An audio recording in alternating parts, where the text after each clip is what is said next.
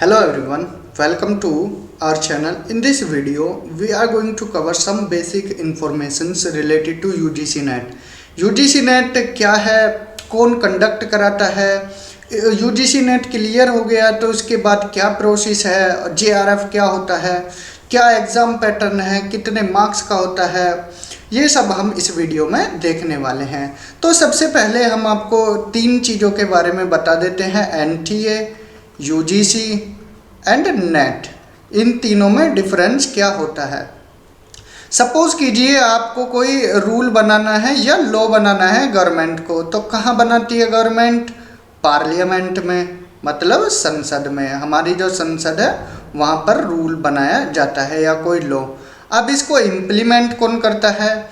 इस लॉ को वो करता है एडमिनिस्ट्रेशन या आपकी पुलिस व्यवस्था। तो आपकी पुलिस करती है। अगर आपने कोई रूल तोड़ा तो पुलिस फिर आपको तोड़ेगी। एंड देन इस रूल को क्या है, ये रूल है और कौन बनाता है? पार्लियामेंट बनाती है। और फॉलो कौन कराता है? पुलिस। तो ये तीन चीज़ें हो गई। तो सेम ऐसे ही यहाँ पर हम इस एग्जाम्पल की हेल्प से समझाते हैं। तो यूजीसी ये नेट क्या है? आपका कोई लॉ हो गया या रूल हो गया। इसको बनाया किसने? यूजीसी ने। और कंडक्ट कौन कराता है?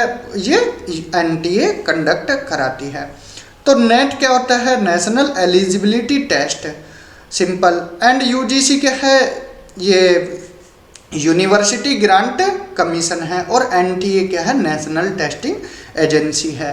तो जो नेट का एग्ज़ाम है ये नेशनल लेवल पर होता है। इसके बाद क्लियर करने के बाद आप असिस्टेंट प्रोफेसर के लिए क्या है? एलिजिबल हो जाते हो। और नेट के साथ फिर जेआरएफ क्या होता है ये हम आगे बताएंगे। अभी यहाँ पर तीन चीज़ों के बारे में आपको बेसिक डिफरेंस बताते हैं। यूजीसी ये इस एग्ज़ाम को कंडक्ट कराती है, मतलब जो एग्ज़ाम बनाना है कैसे कि 83 सब्जेक्ट्स का, अभी हाल ही में 83 सब्जेक्ट्स का हुआ है। तो इन एग्ज़ाम्स को बनाना ये सब किसके हाथ में होता है? यूजीसी के। और इस एग्ज़ाम को कंडक्ट कराना ये किसका काम होता है? ये होता है एनटीए का, कि ये एग्ज़ाम कैसे कंडक्ट कराया जाए, किस मोड में कराते हैं, ये सब हम आगे देखेंगे। तो एनटीए, यूजीसी और नेट में आपको डिफरेंस क्लियर हुआ होगा। तो हमारा यहाँ पर पहला क्वेश्चन है जो आया हुआ है वो है पैटर्न ऑफ एग्ज़ाम, कि एग्ज़ाम का पैटर्न क्या होता है। तो यहाँ पर क्या है, सिंपल देखा जाए तो नेट एग्ज़ाम है और ये क्या है, दो पेपर होते हैं, पेपर 1 और पेपर 2। पेपर 1 क्या है? टीचिंग एंड रिसर्च एप्टीट्यूड का होता है, टीचिंग एंड रिसर्च एप्टीट्यूड। और दूसरा पेपर क्या होता है आपका? सब्जेक्ट स्पेसिफिक होता है। आपका सब्जेक्ट वेदर हिस्ट्री हो, पॉलिटी हो, ज्योग्राफी हो, एनवायरमेंट लॉ, कुछ भी हो सकता है। तो यहाँ पर दो पेपर होते हैं। तो पहले क्या था? पहले 3 पेपर होते थे। जब से ये नेट का एग्ज़ाम चला है शायद 1990 से लेकर ये 2012 तक 3 पेपर होते थे, पेपर 1, पेपर 2, पेपर 3। तो यहाँ पर क्या है, पेपर 3 सब्जेक्टिव होता था। देन इसके बाद 2012 के बाद फिर पैटर्न बदला, 12 से 2018 के बाद अब यहाँ पर तीनों पेपर, पेपर 1, 2 और 3 तीनों क्या है? ऑब्जेक्टिव हो गए। और 18 के बाद क्या है? फिर पैटर्न बदला, 18 के बाद क्या है? सिर्फ 2 ही पेपर हैं। तो ये 2018 के बाद हम रिसेंट का देखेंगे, पास्ट में जाने की ज़्यादा ज़रूरत नहीं है क्योंकि हमें तो अब एग्ज़ाम क्लियर करना है। तो 18 के बाद 2 पेपर होते, पेपर 1 और paper 2। Paper 1 teaching and research aptitude, इसमें 10 यूनिट होती हैं। Teaching aptitude, research aptitude, comprehension और कम्युनिकेशन, आपकी यहाँ पर रीजनिंग, मैथ्स, लॉजिकल रीजनिंग उसी में आ जाता है। फिर आपका यहाँ पर एनवायरनमेंट आता है, आईटी आता है और हायर एजुकेशन और डीआई आता है। ये सब आपकी 10 यूनिट आती है और सब्जेक्ट स्पेसिफिक का अलग सिलेबस है, अलग अलग सब्जेक्ट्स का। अब देन इसके बाद कितने मार्क्स का होता है? ये दोनों एग्ज़ाम होते हैं 300 मार्क्स के। टोटल क्वेश्चंस कितने होते हैं? 150। 50 क्वेश्चंस पेपर 1 में और 100 क्वेश्चंस पेपर 2 में। दोनों को मिलाकर कितने हुए? 150 क्वेश्चंस हुए। और एक क्वेश्चंस कितने मार्क्स का होता है? 2 मार्क्स का। तो कितने मार्क्स हो गए टोटल? 300 मार्क्स के हो गए। तो 300 में से ही आपकी कट ऑफ लगेगी। अब एक और क्वेश्चन आता है, पेपर ऑब्जेक्टिव होता है या सब्जेक्टिव होता है, ये अभी हमने विस्तार से बताया था। पहले क्या 3 पेपर, यहाँ एक सब्जेक्टिव होता था, फिर ऑब्जेक्टिव हो गए, अब 2 पेपर हैं, दोनों क्या है ऑब्जेक्टिव होते हैं।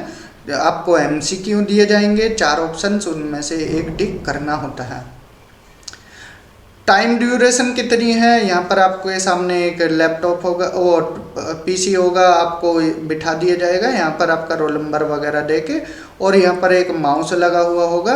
तो आप माउस की हेल्प से, ये क्या है 3 घंटे का एग्ज़ाम होता है कंप्यूटर बेस्ड, तो 3 घंटे एग्ज़ाम दोगे और यहाँ पर क्या है कोई ब्रेक नहीं मिलेगा। पहले पेपर 1 और पेपर 2 के बीच में ब्रेक मिलता था, लेकिन अब कोई ब्रेक नहीं है।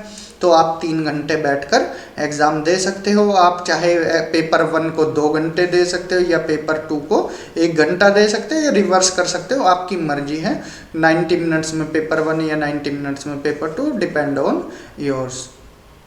तो यहाँ पर ये क्लियर हुआ होगा। पैटर्न ऑफ एग्जाम, पेपर 2 होते हैं, 300 मार्क्स का होता है, 150 क्वेश्चंस होते हैं, ऑब्जेक्टिव टाइप होता है, 3 घंटे का टाइम होता है बिना किसी ड्यूरेशन का। अब मोड क्या है ये हमने अभी बताया था, ऑनलाइन मोड में होता है कंप्यूटर बेस्ड टेस्ट। ये कंप्यूटर है आपका, इस पर स्क्रीन पर आपका पेपर छप जाएगा और पेपर 1 पेपर 2 तो आप इसको कंडक्ट कराओगे।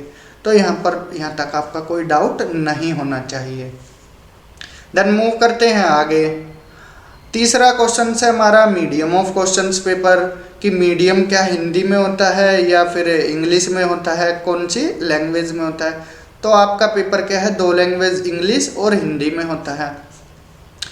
ये कंप्यूटर की स्क्रीन है, यहाँ पर आपने अगर फॉर्म में क्या है इंग्लिश भरा है तो आपका पेपर जो है इंग्लिश में ही आएगा।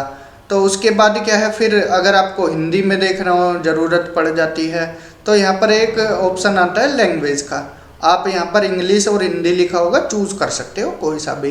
अगर आपने हिंदी मीडियम फिल किया था तो आप इंग्लिश में भी क्वेश्चंस पढ़ सकते हो, या इंग्लिश वाले हिंदी में भी पढ़ सकते हैं। ऐसा नहीं है कि इंग्लिश वाले सिर्फ इंग्लिश में ही दें, बाध्य नहीं है, आप दोनों लैंग्वेज में पढ़ सकते हैं। स्क्रीन पर ऑप्शन पर जाकर आधे लोगों को ये पता नहीं होता है, लेकिन यहाँ पर आप चेंज कर सकते हो लैंग्वेज को। देन इसके बाद मार्किंग स्कीम की बात आती है। मार्किंग स्कीम तो एक क्वेश्चन कितने मार्क्स का होता है, 2 मार्क्स का होता है। टोटल क्वेश्चंस कितने हैं 150, तो 2 से मल्टीप्लाई करो 150 को, कितना 300 मार्क्स का हो गया दोनों पेपर। नेगेटिव मार्किंग के बारे में पूछा जाए तो नो नेगेटिव मार्किंग, कोई नेगेटिव मार्किंग नहीं है। आपको 150 क्वेश्चंस टोटल अटेम्प्ट करने हैं, कोई क्वेश्चन छोड़ा आपका ही लॉस है। सारे क्वेश्चंस अटेम्प्ट कीजिए वाइजली। एंड इसके बाद आता है फिर आपका एलिजिबिलिटी क्राइटेरिया, कि इस एग्ज़ाम को कौन दे सकते हैं, कौन लोग फॉर्म फिल कर सकते हैं।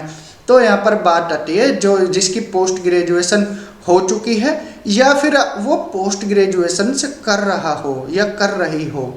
तो अगर आप सेमेस्टर 1 में हैं तो आप एग्ज़ाम दे सकते हो, सेमेस्टर 2 में दे सकते हो, लेकिन ये आपका काउंट नहीं होता है। लेकिन सेमेस्टर 3 और सेमेस्टर 4 में अगर आपने एग्ज़ाम दिया है, पास है, तो ये आपका काउंट होगा। तो ये सेमेस्टर 3 सेमेस्टर 4, लेकिन एक शर्त और होती है, आपके 55% मार्क्स आने चाहिए या इससे अबव। तो ये क्राइटेरिया होता है। देन एक सवाल हो रहा है कि OBC वालों के लिए कितने परसेंटेज मार्क्स, या SC वालों के ST PWD, या फिर ये यहाँ पर जनरल के साथ शायद OBC भी है 55% में। तो SC ST PWD और ट्रांसजेंडर, इनके लिए क्या है 50% मार्क्स मिनिमम होने चाहिए, इनको 5% का रिलैक्सेशन मिलता है। तो PG के सेमेस्टर 3 4 वाले भी दे सकते हैं, इवन जिनका PG सेमेस्टर 2 का एग्ज़ाम हो चुका है वो भी दे सकते हैं, क्योंकि अभी फॉर्म भरने में टाइम है, तब तक आपका रिजल्ट भी आ जाएगा। तो फॉर्म फिल कर देना, आप ये कन्फ्यूज़न में मत रहना, फॉर्म फिल करें नहीं करें। तो ये कुछ डाउट आए थे, तो ये हम इसीलिए यहाँ पर डिस्कस कर रहे हैं। तो आप फॉर्म भर सकते हो, अच्छे से तैयारी कर सकते हो। ये था आपका एलिजिबिलिटी क्राइटेरिया, 55% मार्क्स और 5% का रिलैक्सेशन। देन फिर एक क्वेश्चन और आता है हमारे सामने, कि एक क्वेश्चन है कि एज लिमिट क्या होनी चाहिए। तो नेट के लिए कोई एज लिमिट नहीं है। आप 50 साल के हो तो आप एग्ज़ाम दे सकते हो, 55 साल के हो बिल्कुल दे सकते हो, 60 साल के हो तो बिल्कुल दे सकते हो। आप नेट एग्ज़ाम कभी भी दे सकते हो, इसमें कोई आपको बाध्यता नहीं है। लेकिन जेआरएफ के लिए आपकी एज लिमिट है। आप क्या है 30 साल के हो और जनरल कैटेगरी में हो, मेल, वो भी मेल, तो आप 30 साल तक दे सकते हो। लेकिन जनरल कैटेगरी की फीमेल हैं वो, उनको 5 साल का रिलैक्सेशन है, या ओबीसी वाले हैं, या फिर एससी वाले हैं, एसटी वाले हैं, या फिर पीडब्ल्यूडी हैं, ट्रांसजेंडर हैं, इनको 5 साल का रिलैक्सेशन मिलेगा। 5 इयर्स का यहाँ पर रिलैक्सेशन मिलता है। तो यहाँ पर क्या है आप फॉर्म भर सकते हो। देन एक क्वेश्चन हो रहा है नेट और जेआरएफ में आखिर क्या डिफरेंस है। देखिए सपोज कीजिए यहाँ पर क्या है आपका रिजल्ट आ गया, उस पर लिखा रहा है you are eligible for assistant professor only, तो आपका क्या है नेट क्लियर हुआ है। अगर लिखा रहा है you are eligible for assistant professor and JRF both है, तो आपका नेट के साथ क्या है जेआरएफ भी क्लियर हुआ है। अब दोनों में डिफरेंस क्या है, देखिए नेट आपका क्लियर होता है तो आप एलिजिबल हो जाते हो असिस्टेंट प्रोफेसर के लिए, एपी यहाँ पर शॉर्ट में लिख देते हैं। अगर आपका नेट जेआरएफ हो जाता है तो आप असिस्टेंट प्रोफेसर प्लस यहाँ पर आपको एक सर्टेन अमाउंट भी मिलेगा जिसको फेलोशिप बोला जाता है। कितनी फेलोशिप मिलती है वो अभी बताएंगे। तो नेट क्लियर होने के बाद आपकी डिपेंड करता है यूनिवर्सिटी पर कि आपको वो ग्रांट दे या ना दे। अगर सेंट्रल यूनिवर्सिटी है तो नेट वालों को कुछ सर्टेन अमाउंट मिल जाता है 8 से 10 हज़ार के आसपास। तो यहाँ पर आप एलिजिबल हो गए, लेकिन यहाँ पर एलिजिबल के साथ आपको फेलोशिप भी मिलेगी। यहाँ पर जेआरएफ कितनी होती है 31,000 प्लस फिर एचआरए भी मिलेगा आपको, एचआरए के साथ फिर आपको कंटिजेंसी भी मिलेगी। तो ये क्या है फेलोशिप है। और यहाँ पर आप अपनी कितने साल तक मिलती है, ये 5 साल तक मिलती है। 2 साल तक आपको जेआरएफ मिलेगी और 3 साल तक फिर आप एसआरएफ में कन्वर्ट हो जाओगे। तो ये था अमाउंट इसका फेलोशिप का। और यहाँ पर क्या है और कब मिलती है ये भी बता देते हैं। जब आप क्या है किसी यूनिवर्सिटी में एनरोल हो जाते हो तो उसके बाद से आपको मिलने लग जाती है। ये अभी प्रोसेस आगे स्लाइड्स में आपको समझाएंगे। देन एक क्वेश्चन हो रहा है एनएफएससी क्या है, एनएफएसटी, एनएफओबीसी, मौलाना आज़ाद फेलोशिप फॉर माइनॉरिटी। सिंपल भाषा में समझाते हैं। आपका एग्ज़ाम हुआ 300 मार्क्स का, ठीक है। नेट की कट ऑफ लगी कितना 150 मार्क्स, जेआरएफ की कट ऑफ लगी कितना net plus JRF, net and JRF, तो इसकी कट ऑफ लगी 160 और आपके मार्क्स है कितना 158। तो आप किस में लिस्ट में आओगे, तो आप आओगे सिंपली नेट वाली लिस्ट में, क्योंकि जेआरएफ से आपके 2 मार्क्स तो कम हैं। तो यहाँ पर आपको घबराना नहीं है। अगर आपके पास एससी सर्टिफिकेट है, एसटी सर्टिफिकेट है, ओबीसी सर्टिफिकेट है, या फिर आप माइनॉरिटी कम्युनिटी से हैं। तो 6 माइनॉरिटी हैं कौन कौन सी, जैन है, सिख है, मुस्लिम है, क्रिश्चियन है, बुद्धिस्ट है, क्रिश्चियन, बुद्धिस्ट एंड पारसी। तो ये जो हमारी माइनॉरिटी कम्युनिटी है ये इनको मिलता है। अगर 1500 से 2000 स्टूडेंट्स के आसपास लिस्ट लगती है अलग अलग कम्युनिटी की, माइनॉरिटी की अलग, ओबीसी की, एसटी की, एससी की, तो इस लिस्ट में पहली प्रायोरिटी तो उसको दी जाती है जो पीएचडी कर रहा है वर्तमान में। फिर प्रायोरिटी उनको दी जाती है, मान लो कोई पीडब्ल्यूडी कैटेगरी का है, ये फिर क्या उनको मिलती है, मान लीजिए जिनका 1-2 मार्क्स से रह गया है, जिनका नेट तो क्लियर है और 1-2 मार्क्स से उनका जेआरएफ नहीं हो पाया। तो ये मिनिस्ट्रीज क्या है कैंडिडेट को सेलेक्ट करती हैं, इनका क्राइटेरिया अलग अलग होता है। तो 3 मिनिस्ट्री हैं, ministry of social justice and empowerment, ministry of social justice and empowerment. एक मिनिस्ट्री है मिनिस्ट्री ऑफ ट्राइबल अफेयर्स, और तीसरी मिनिस्ट्री है मिनिस्ट्री ऑफ, यहाँ पर आती है minority, ministry of minority affairs. तो कौन सी मिनिस्ट्री क्या क्या देती है, ministry of social justice and empowerment, ये NFSC एंड NFOBC ये देती है। एंड ट्राइबल अफेयर्स ये NFST प्रोवाइड करती है। और मिनिस्ट्री ऑफ माइनॉरिटी अफेयर्स ये मौलाना आज़ाद वाली फेलोशिप आपको प्रोवाइड करती है। तो ये स्टूडेंट्स की लिस्ट लगती है। आप अगर आपका नेट है 1-2 मार्क्स से नहीं हुआ तो आप घबराना मत, 10 से 15 दिन बाद क्या है फिर आपकी एक लिस्ट लगेगी। अगर आपका उसमें नाम आ गया तो आपकी भी बल्ले बल्ले है और आपको JRF के इक्वल अमाउंट मिलेगा। तो इसलिए टेंशन ना लेना, अगर आपका 1-2 मार्क्स से JRF रह जाता है तो आपका फेलोशिप ये इस लिस्ट में नाम आ गया तो आपको इक्विवेलेंट मिलेगी किसके, JRF के। जितनी JRF को फेलोशिप मिलती है उतनी ही आपको मिलेगी। देन एक क्वेश्चन हो रहा है, लास्ट क्वेश्चन है, when does the fellowship start. ये पूछा गया है किसी एक स्टूडेंट के द्वारा कि फेलोशिप कब से मिलना स्टार्ट होती है। तो सिंपल है, आपका रिजल्ट आया, अब रिजल्ट आ गया, रिजल्ट के बाद क्या है आपको फिर सर्टिफिकेट मिलेगा कि आपने JRF क्लियर किया है या नेट क्लियर किया है। तो सर्टिफिकेट के बाद फिर आप एडमिशन लोगे किसी यूनिवर्सिटी में, वेदर वो सेंट्रल यूनिवर्सिटी हो या स्टेट यूनिवर्सिटी हो। एडमिशन लोगे उस यूनिवर्सिटी में तो वहाँ पर क्या है, उस यूनिवर्सिटी में एक रिसर्च डिपार्टमेंट होगा। अब आप रिसर्च डिपार्टमेंट में जाओगे, वो आपका क्या है डॉक्यूमेंट वेरीफाई करेंगे। डॉक्यूमेंट वेरीफाई करने के बाद आपकी एक फ़ाइल बनाएंगे और उस फाइल में क्या है आपका पूरा डेटा रहेगा कि अगर फेलोशिप कब से मिलती है, जब से आप उस यूनिवर्सिटी में एडमिशन लेते हो, जब से आपकी फ़ीस सबमिट हो जाती है तब से आपको फेलोशिप की डेट स्टार्ट हो जाती है, तब से आपको फेलोशिप मिलना स्टार्ट हो जाता है।